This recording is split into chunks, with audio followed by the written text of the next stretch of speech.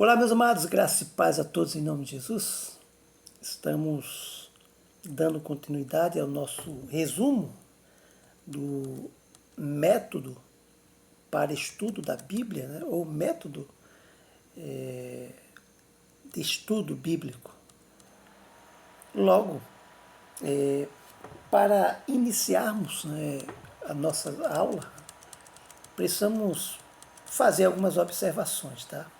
Quando falamos de método de estudo teológico, precisamos lembrar que, para interpretarmos a Bíblia, ou termos um estudo melhor e mais claro das Escrituras, precisamos levar em consideração algumas coisas que são importantes, que muitos de nós ignoramos isso.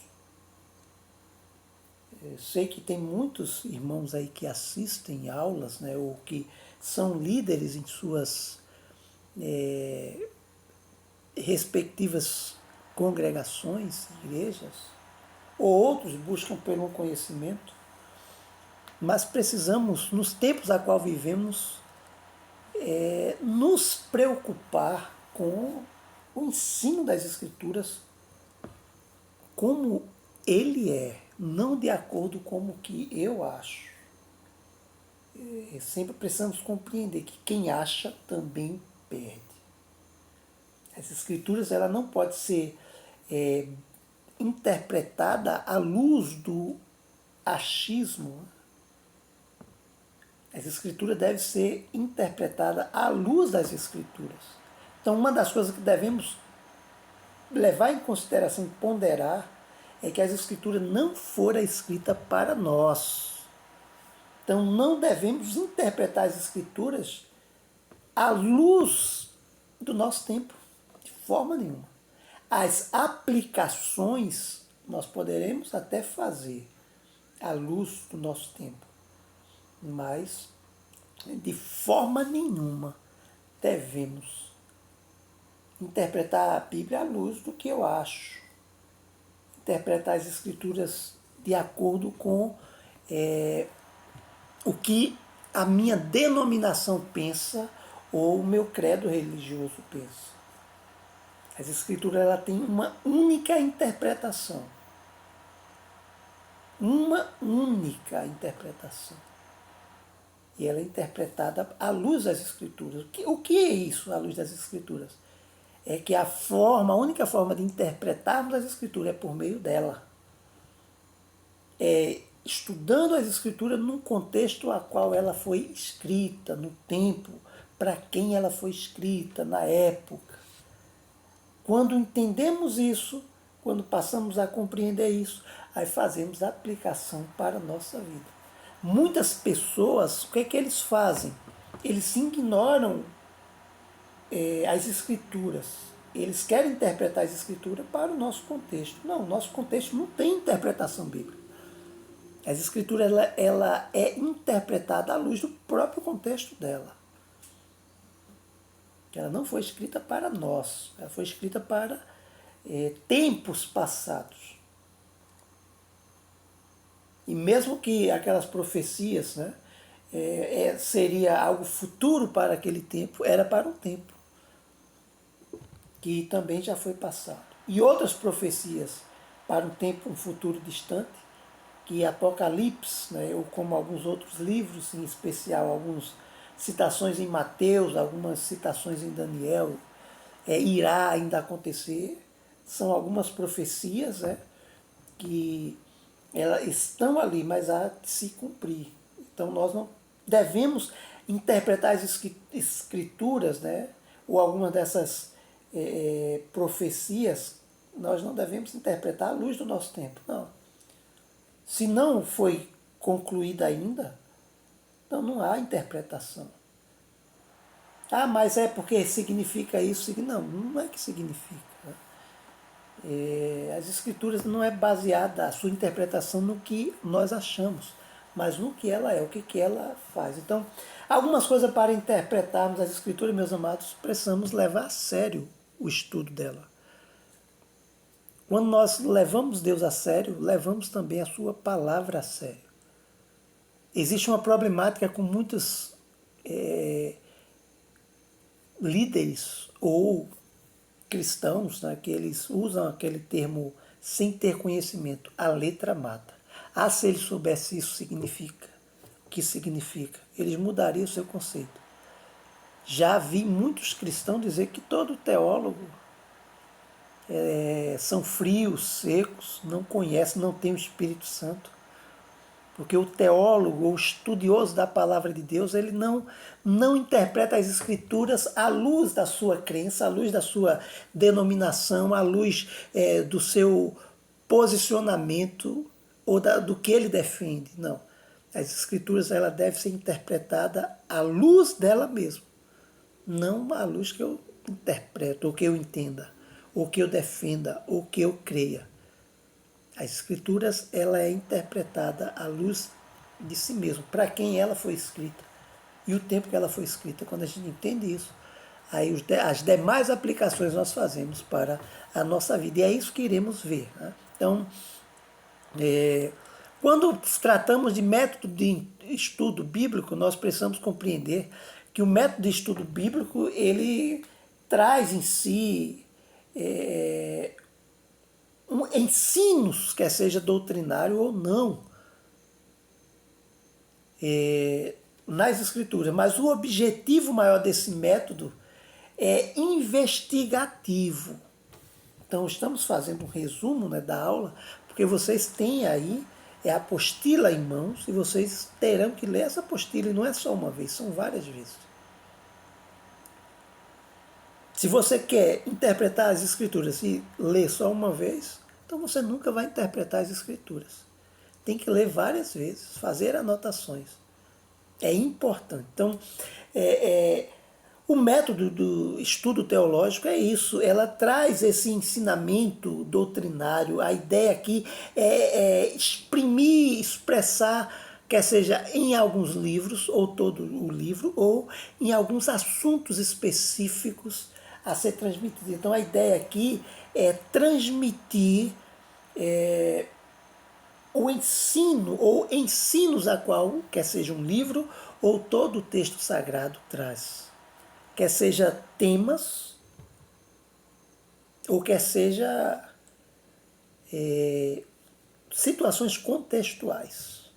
Contextuais referindo-se àquela época. Então, a ideia do método é essa. Né? A definição desse método é trazer um estudo teológico com um processo de investigação ou investigativo. E essas investigações elas podem ser de livros por livros ou de livros individuais ou algum assunto específico. Né? Então, a gente observa aí alguns métodos. Né? Então, observamos o estudo teológico de um livro. Né? Esse estudo teológico de um livro, ele se processa, né? Levando-se em consideração os seguintes elementos. Primeiro, né? Vai fazer a investigação de todo o livro da Bíblia para achar e considerar o material teológico explícito nele, ou seja, contido naquele livro. O objetivo não deve ser para achar e considerar, né, conteúdo doutrinário. Precisamos entender que a Bíblia ela tem certas doutrinas, mas o papel das Escrituras é trazer ensinos. E esses ensinos, ele abre o nosso entendimento. Então, o papel aqui da mensagem salienta, né, a forma teológica principal, que é a melhor maneira que devemos proceder nesse método,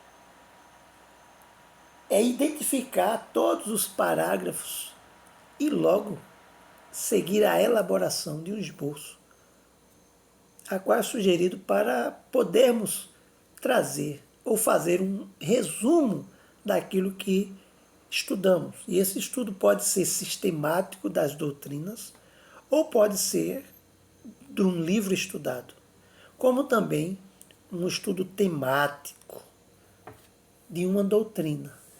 E o tema que pode ser estudado, a gente observa nos exemplos aí, né? Graça, o que significa? Então, se o tema é graça, então qual o sentido? O que é graça? O que significa? Aí precisamos ir no contexto de graça das Escrituras. Muitas das vezes nós corremos para algumas palavras nas Escrituras, corremos para o nosso contexto. E o nosso contexto é totalmente diferente. Quando a gente fala de um exemplo, a gente fala de mundo, né? A gente vai no dicionário, o dicionário vai trazer uma ideia de mundo no dicionário da nossa língua portuguesa. Quando a gente vai para o dicionário grego, ele traz vários sentidos de mundo. Mesma palavra sendo cosmos, mas existem ações ou sentidos diferentes para a mesma palavra. Então, precisamos o quê? Para ter uma boa leitura das Escrituras, né? Recorrer, meus amados, a dicionários teológicos, né? Dicionários bíblicos, né? Por quê? Porque o dicionário bíblico ele vai trazer, né, ou o dicionário da língua, quer seja grega, quer seja hebraica, porque vai trazer o sentido daquela palavra, né, ou seja, a tradução, a interpretação e o sentido daquela palavra. No Brasil e no mundo, né, ou muitos, melhor dizendo, muitos de nós passamos a querer interpretar as Escrituras através de comentários bíblicos. E nem sempre é assim, tá? Existem alguns dicionários expositivos, esses dicionários eles são mais centrados nas expressões originais do texto. Mas os comentários eles não são inspirados, são comentários que qualquer um pode fazer. Qualquer um pode escrever comentários bíblicos. Né? Eu tenho vários, né? Mas eu faço para mim. Por quê? Porque o comentário ele leva a ideia ali do que aquela pessoa que está lendo as Escrituras está lendo e vai fazer o comentário de acordo com o que ele está entendendo daquilo.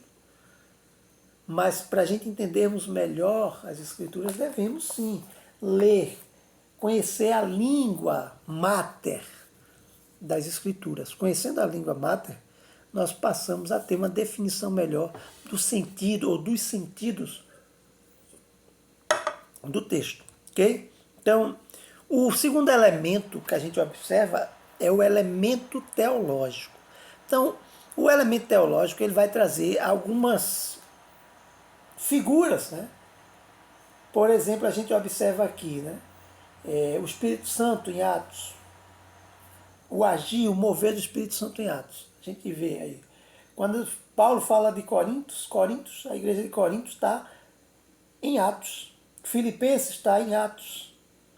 A igreja da Galácia está em Atos. Mesmo que sejam cartas individuais, mas todos esses eventos estavam acontecendo em Atos.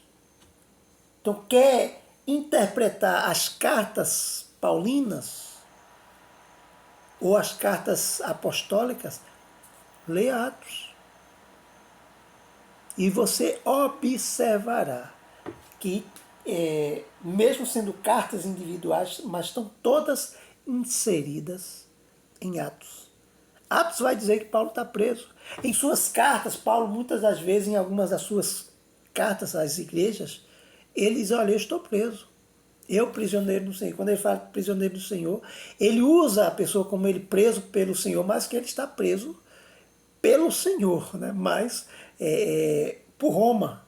E a gente olha em Atos, e Atos vai dizer onde Paulo e por quanto tempo Paulo vai estar preso. Então, quer interpretar as cartas paulinas ou as cartas joaninas ou as cartas, então leia Atos. Quer ter uma compreensão clara do Novo Testamento, leia o Antigo. É importante isso. Então, um elemento teológico, o Espírito Santo, Cristo numa epístola paulina, né? A segunda vinda de Cristo em uma carta específica. Né? Então, essa maneira de proceder, um estudo temático, ou seja, falando de um tema específico, vai também trazer uma investigação teológica, usando as palavras. Né? E isso traz alguns procedimentos de investigação a qual precisamos. Então, precisamos, quando vamos fazer esse tipo de estudo, precisamos ter em mãos, né, algumas concordâncias temáticas, né? E quer seja veterotestamentária ou neotestamentária. Então, essas concordância temática aqui, ela é em grego, tá? Do grego para o português, do português para o grego. Eu gosto muito dessas aqui. É essencial. Tenha dicionários bíblicos, são muito importantes os dicionários bíblicos para compreendermos, tá? Não um dicionário na nossa língua portuguesa, mas um dicionário na língua. Então temos esses dicionários aqui, ó. Esses são dicionário grego, tá? Vicent é uma coletânea muito boa, tá? Ele é um comentário, é um dicionário de vocabulário grego, né? E tem comentários, ou seja, do sentido. Então, ele é mais exegético, esse dicionário aqui do vocábulo grego do Novo Testamento. Então, é bom termos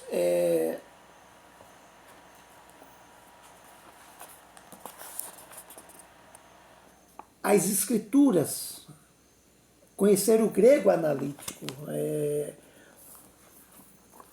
É essencial, meus amados, para quem quer ter uma boa interpretação das escrituras, é estudá-la.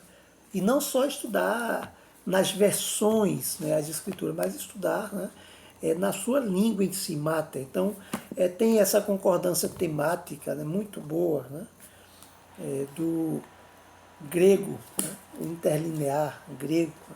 Então, a gramática é uma gramática bem conhecida popularmente, koiné, né?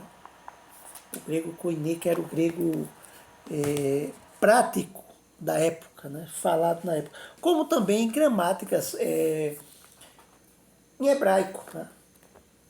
Tanto gramática como interlinear, como até a própria Bíblia hebraica. A Bíblia hebraica, ela tem... a Bíblia hebraica, tá? Ela tem escritas diferentes das nossas Bíblias traduzidas do hebraico para o português, certo? Então tem a Bíblia hebraica criada em Israel, que ela feita em Israel, né? Que ela é um pouco diferenciada e ela é muito boa.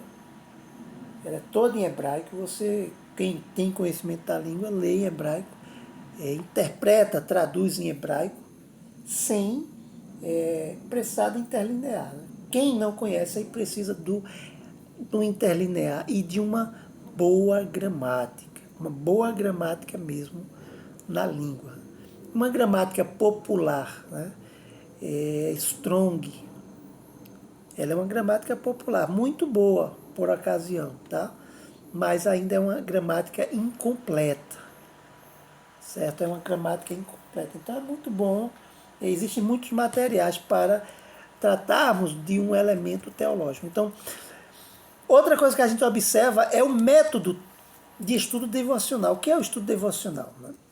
Então, existem vários métodos de estudo da Bíblia que a gente aborda no longo da nossa vida. E nesse capítulo iremos trabalhar isso. Né? Então, quando a gente observa para compreendermos melhor esse material bíblico e a mensagem de Deus que Ele quer nos comunicar através dele, precisamos, meus amados, ir mais além. E esse ir mais além é termos uma abordagem maior e melhor do estudo bíblico e do método devocional. Todos os métodos, até aqui para os estudos, são de grande importância, né? Mas tem seus efetivos Então, nós precisamos, né, um método de estudos, né, de necessidade do crente. O crente precisa de... ele tem necessidades particulares. Ele precisa ter um tempo para fazer um método de estudo teológico devocional, né? Ele tem que prisar ou valorizar o estudo particular da palavra de Deus. Ou seja, em outras palavras, nós podemos dizer que o método devocional, estudo teológico devocional, ele é uma técnica de estudo espiritual, ou seja, você estuda as Escrituras diariamente, busca o fervor, ora a Deus, pede discernimento ao Senhor, pede direcionamento do Espírito Santo e aplica para a sua vida devocional. Você faz a sua vida uma devoção. Aplica primeiro para você. Então, quando trata de adoração, será que eu sou um adorador? Será que a minha adoração ela é bem aceita diante de Deus? Se for um estudo, uma leitura sobre oração, será que eu tenho praticado oração? Então, existem alguns métodos, né? Então, temos um desenvolvimento desse método.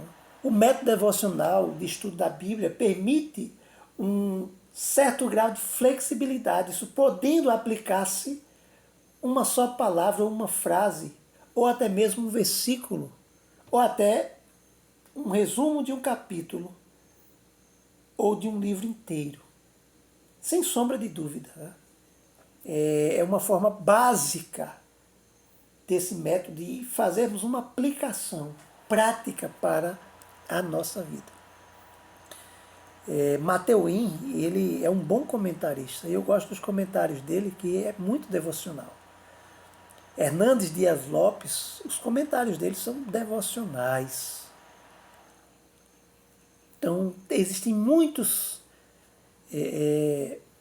comentaristas, né, que eles fazem leituras devocionais e daí começam a comentar, fazerem comentários devocionais, aplicando aquilo na nossa vida também.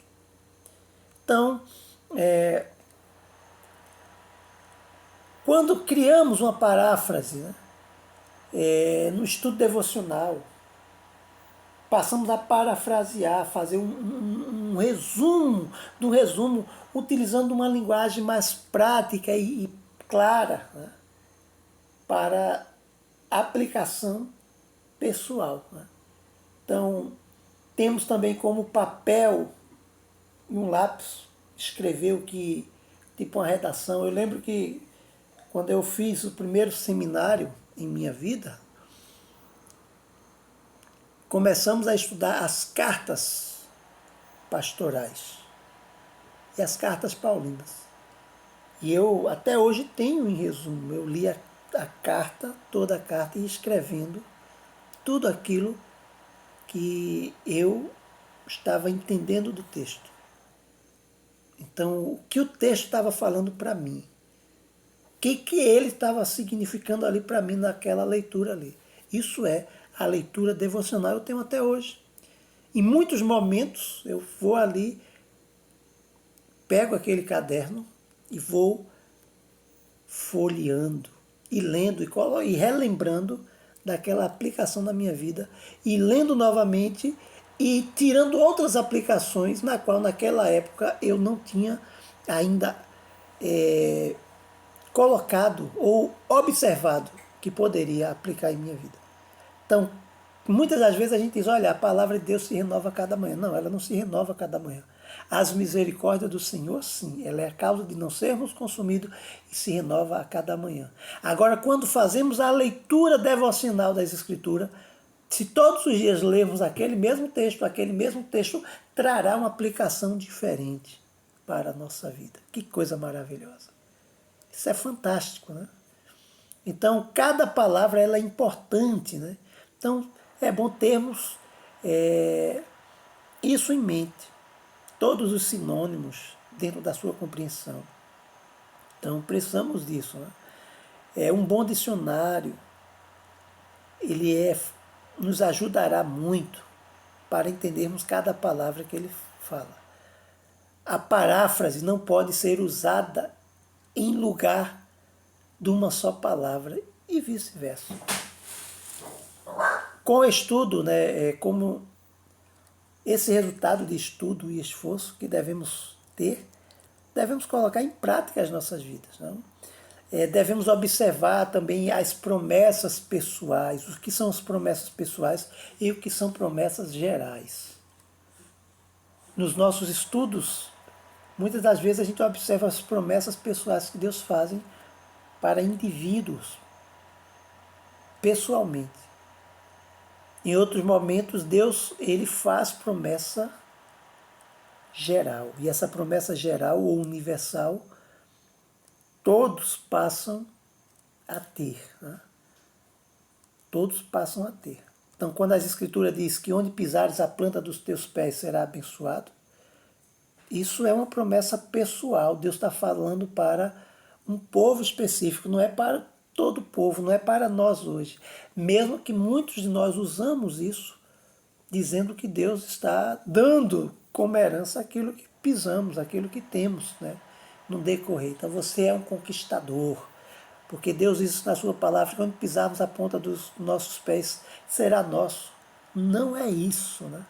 Existe essa diferença de promessas pessoais e promessas universais, que servem para todos. A salvação Deus prometeu para todo o seu povo. Ela não é uma promessa pessoal. Mesmo que a salvação seja individual.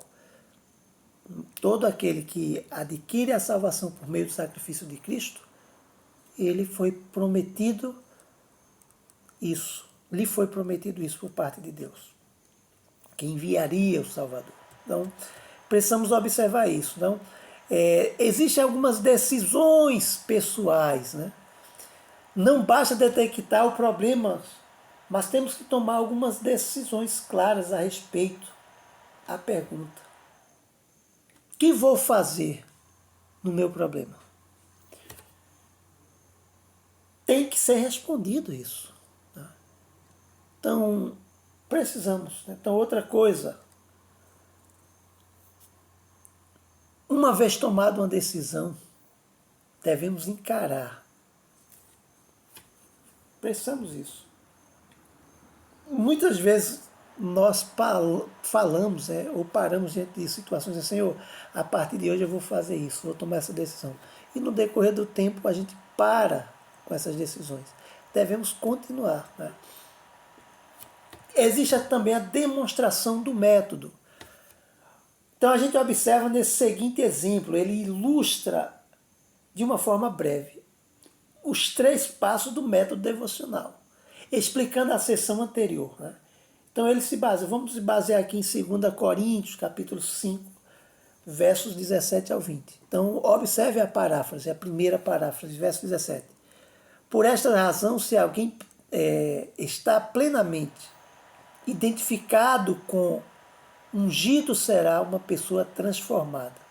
Todos os aspectos em sua vida antiga mudará, fazendo-se tudo novo. Então o que é que o texto diz? Que todo aquele que está em Cristo, nova criatura é. As coisas velhas se passaram e eles tudo se fez novo. Aí o verso 18.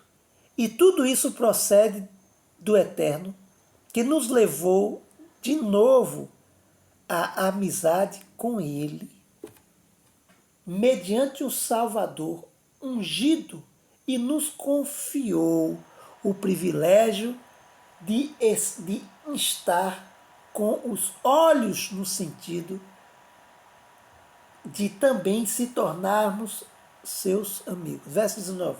O Eterno mesmo habitou seu ungido Filho para levar o mundo às pazes com Ele, esquecendo-se dos seus pecados, e nos confiou este mesmo mistério.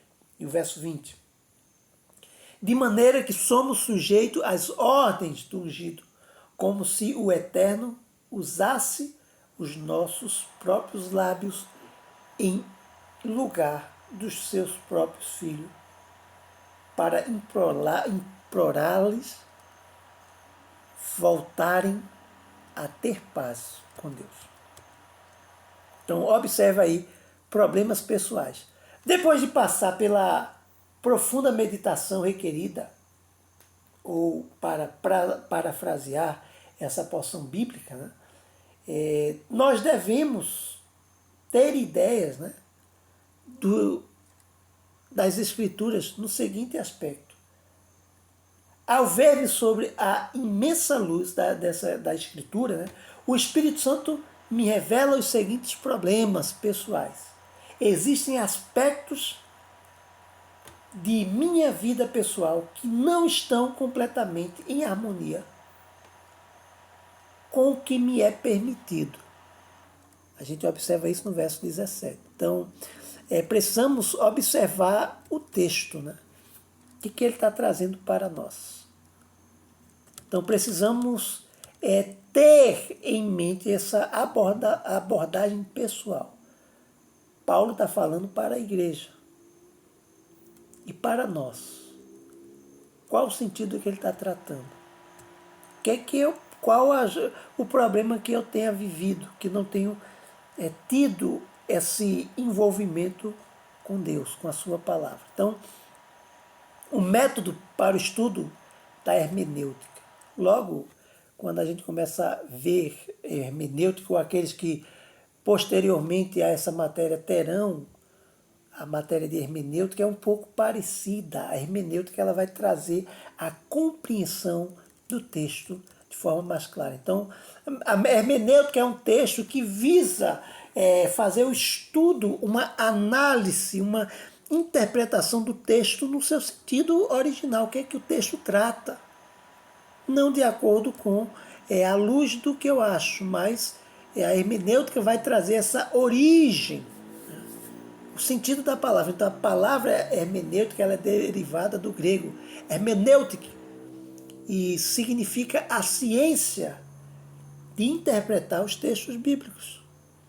E o primeiro homem a empregá-la isso foi um filósofo conhecido como Platão. Então, a definição de hermenêutica é a ciência que estabelece os princípios de leis e métodos da interpretação. Em sua abrangência, trata-se da teoria da interpretação de sinais, símbolos de uma cultura e leis. Então, a gente observa a divisão da hermenêutica, ela é reconhecida como a geral e a específica. A geral é aquela que se aplica à interpretação de qualquer obra escrita. Essa é a geral. A específica é aquela que se aplica a determinados tipos de produtos literais, tais como leis, histórias, profecias, poesias e etc. E que ela será tratada, de fato, nesse estudo a qual estamos tendo esse campo aqui de ampliação ou aplicação à literatura sagrada, que é a sacra, né? Que é inspirada por Deus, assim como 2 Timóteo 3,16 diz. Então, as necessidades da hermenêutica, né? Então, o pecado obscureceu o entendimento do homem e isso exerce uma influência pecaminosa em sua mente. Torna-se necessário o esforço principal para evitar erro. A aplicação e a conservação do caráter teológico na hermenêutica estão vinculados ao recolhimento dos princípios da inspiração divina das Sagradas Escrituras. Então, observamos aí as disposições necessárias para o estudo das Escrituras, assim como para apreciar devidamente a poesia, se necessita possuir um sentido especial para o belo e para o poético. E para o estudo da filosofia, da mesma forma, é necessário um espírito filosófico. Por isso que muitas das vezes a pessoa fala, a filosofia é só bobagem. Lógico, se você olhar a filosofia como bobagem, vai ser. Muitas das pessoas, olha, ler a escritura é cansativo, lógico. Se você lê as escrituras como algo cansativo, será. Você tem que ter esse espírito disso. Você tem que viver isso, amar isso. Aí você terá uma compreensão e dará uma importância maior. E terá uma disposição especial para fazer um estudo proveitoso daquilo que acha sagrado. Então, a gente observa aí, primeiro, necessita-se de um espírito respeitoso. Um filho que não respeita, que caso fará conselhos e avisos das palavras do pai, ele nunca vai respeitar o pai. Necessita de um espírito dócil. Isto significa ausência de obstinação e teimosia diante da revelação divina. É preciso receber a palavra de Deus com mansidão. Sabe o que isso representa para nós, meus amados? É que muitas das vezes nós queremos ler as Escrituras com um conceito que nós temos, que aprendemos na nossa igreja, no nosso credo.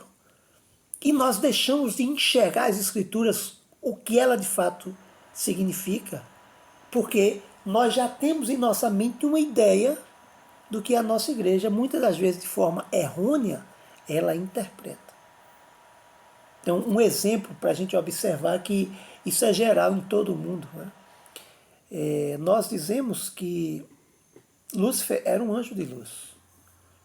As escrituras não sagrada, nem no texto grego, nem no texto hebraico, muito menos no aramaico, existe a palavra Lúcifer. Não existe nas escrituras a palavra Lúcifer. A expressão Lúcifer, ela foi colocada pela Igreja Católica quando fora interpretada as escrituras do hebraico para o latim. Então, Jerônimo, São Jerônimo, conhecido, ele que interpretou, e o termo onde tinha ali estrela da alva, né, ou estrela da manhã, no Antigo Testamento ele colocou como Lúcifer, que tem um sentido diferente. Então, pela tradição, o que é a tradição? Era um conceito que já existia de boca a boca. Era conhecido como mito católico. Então, pela tradição, existe essa história, pela tradição. Não pelos manuscritos sagrados, nem em grego nem em hebraico. Não existe isso. Mas existe uma tradição.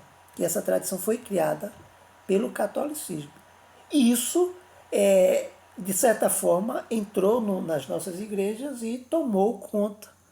Então nós interpretamos 2 textos do Antigo Testamento e atribuímos ele a Satanás e ainda dizemos que é Lúcifer, que não existe Lúcifer nas Escrituras. Se disser que aquele texto alude a Satanás, ok, é até compreensível. Mas usar o termo Lúcifer, que não existe nem nos textos originários, né, das Escrituras, nem no grego, nem no hebraico. E nós insistimos dizendo que isso. Por quê? Porque nós temos um conceito já gerado. Então, muitas das vezes, lemos as Escrituras, fazemos a interpretação daquele texto de acordo com o que já achamos que é, e não do que o texto significa. E é por isso que ele diz aqui que é necessário, né, termos um espírito dócil.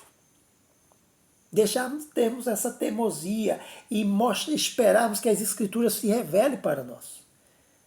Terceiro, necessita-se de um espírito amante da verdade. Precisamos amar a verdade. Quarto, necessita-se de um espírito paciente. Como um garimpeiro tem paciência em encontrar o ouro, lapidá-lo, cuidá-lo, depois fazer toda a preparação. Devemos ter essa mesma necessidade. Necessita-se também de ter um espírito prudente para prosseguirmos melhor. Então, métodos da hermenêutica, o método e a maneira ordenada de fazer alguma coisa é um procedimento seguido ou seguindo passos E seguido esse passo a passo, chegaremos ao objetivo a qual queremos almejar. E veremos logo o resultado alcançado. Durante séculos, meus amados, grandes eruditos religiosos procuraram, né, todos os métodos possíveis para desenvolverem os tesouros da Bíblia, ou desvendar, né, as riquezas, os conhecimentos da Bíblia, e também arquitetar meios de descobrir esses seus segredos.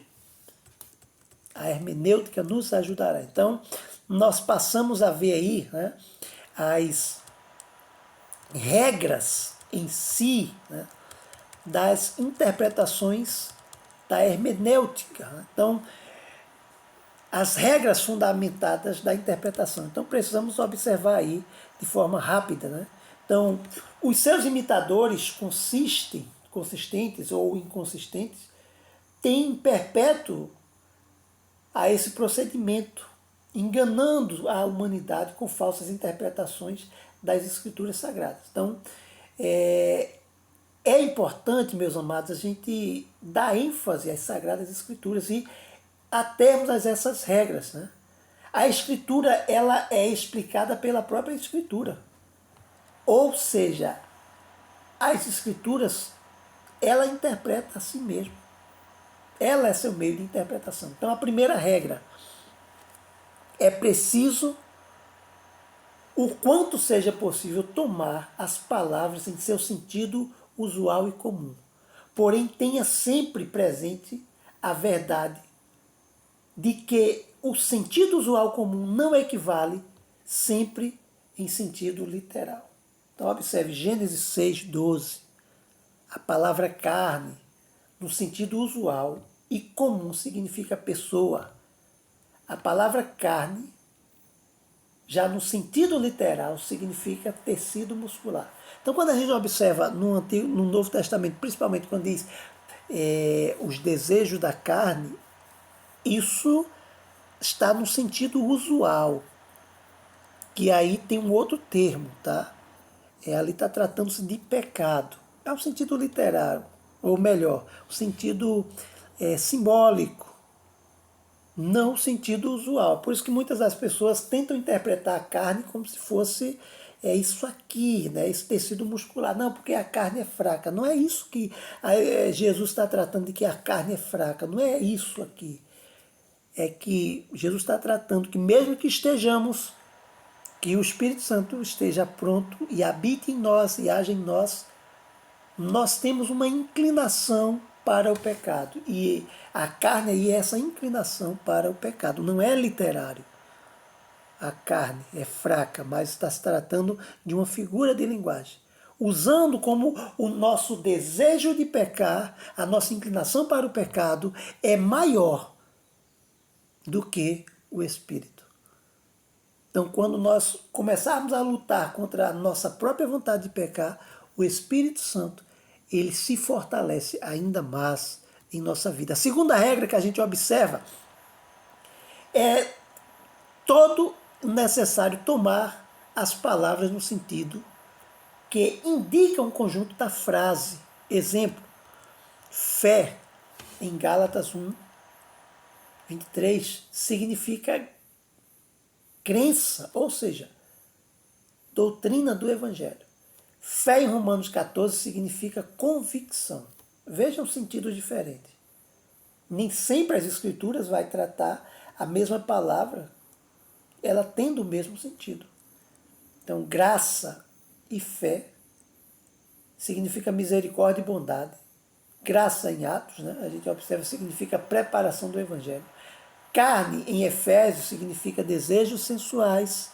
Carne em Timóteo significa forma humana. Carne em Gênesis significa pessoas. Então observe isso. Então, a terceira regra: é necessário tomar as palavras no sentido indicado no contexto, a saber, os versículos que estão antes e os que estão depois do texto que se está estudando. Então, isso é importante. Então, é necessário a gente entender o sentido da palavra, a isso que trata de texto e contexto.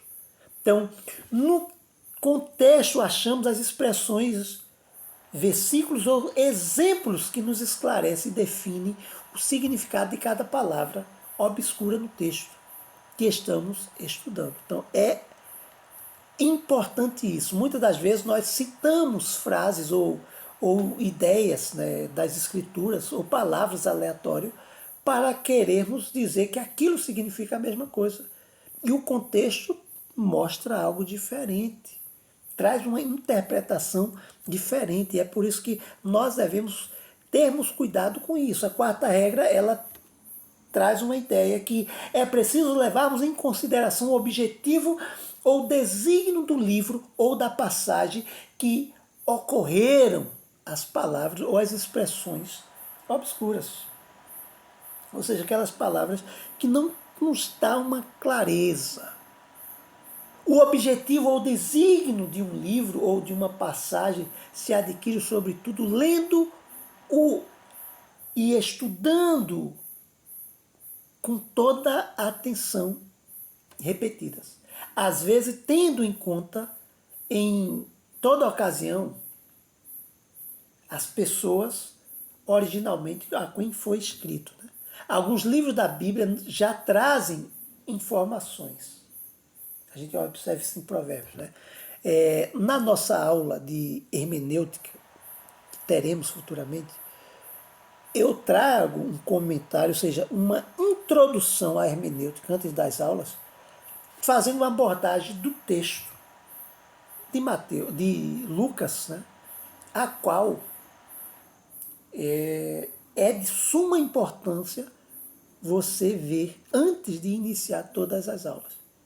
Ela é importantíssima para você trazer uma compreensão do quanto a hermenêutica ela é importante para a interpretação das escrituras. A quinta regra vai tratar da necessidade de consultar as passagens paralelas. O que é isso? Aquelas passagens que trazem o mesmo sentido, que são paralelas, explicando causas espirituais pelas espirituais.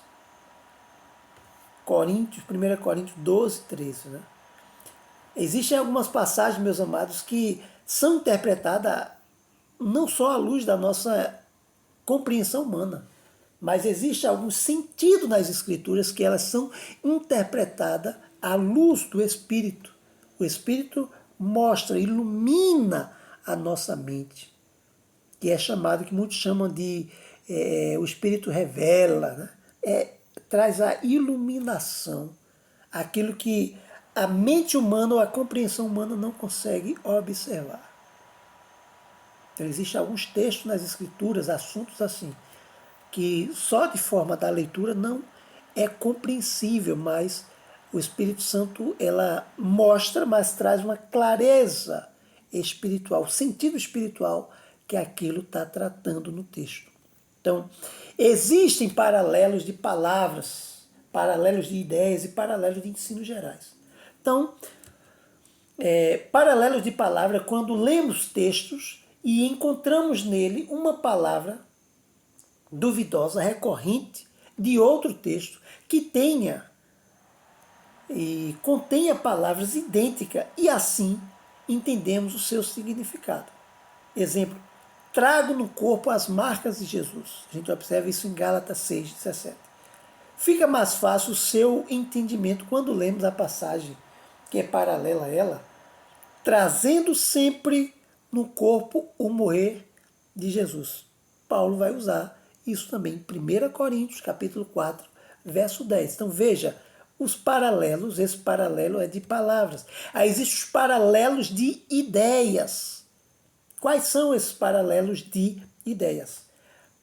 Para conseguir a ideia completa e exata do texto, a qual ensina determinado texto, talvez obscuro ou discutível, consulta-se somente as palavras paralelas, mas o ensino, as narrativas e os fatos contidos em textos ou passagens que se relacionam com o dito texto obscuro ou discutível. Tais textos ou passagens chamam-se paralelos de ideia. Então observe, é o sentido que ele vai trazer, os paralelos de ideias. Sobre esta pedra edificarei a minha igreja, Mateus 16,16. Quem é esta pedra? Se pegarmos 1 Pedro, edificarei, a ideia paralela aqui é chegando-vos para ele, que é Jesus, pedra viva, entendemos que a pedra é Cristo. De fato, a pedra ali que Mateus fala da igreja não é Pedro, mesmo que a expressão Petrus e Petras são tudo termo de pedra, mas um Petra, Petrus, que é Pedro, né? É um fragmento de uma rocha. Petra é pedra, referente à rocha inabalável. E Jesus, é como se Jesus está dizendo, né? É sobre esta tua afirmação, tu és Pedro, e sobre essa tua afirmação, qual é a afirmação? Que Cristo era o Filho do Deus vivo. Cristo era o Filho de Deus. Eu edificarei a minha igreja, as portas do inferno não prevalecerão contra ela. Então, de fato, aí a gente observa os textos paralelos, a pedra é Cristo. A pedra não é Pedro. Aqui pedra, a pedra a qual a igreja é fundamentada, não é Pedro, é sim Cristo. Então observe esse paralelo. Né? Então, aí tem os paralelos de ensinos gerais. Para correr essa interpretação de determinadas passagens, não são suficientes os paralelos das palavras e de ideias. É preciso recorrer ao teor geral, ou seja, aos ensinos gerais das Escrituras. Então observe aí os exemplos. O ensino que o homem é justificado pela fé sem obra da lei só será bem compreendido com a ajuda dos ensinos gerais na Bíblia toda. Segundo o teor ou o ensino geral das Escrituras, é um espírito onipotente, puríssimo, santíssimo, reconhecedor de todas as coisas ou causas, né, em todas as partes presentes. Porém, há textos que aparentemente nos apresentam um Deus como o ser humano limitado, ou tempo ou lugar determinado, ou até em sentidos da sua pureza e santidade, ou do seu poder ou da sua sabedoria, tais como devem ser interpretados à luz dos ensinos das Escrituras. Ok?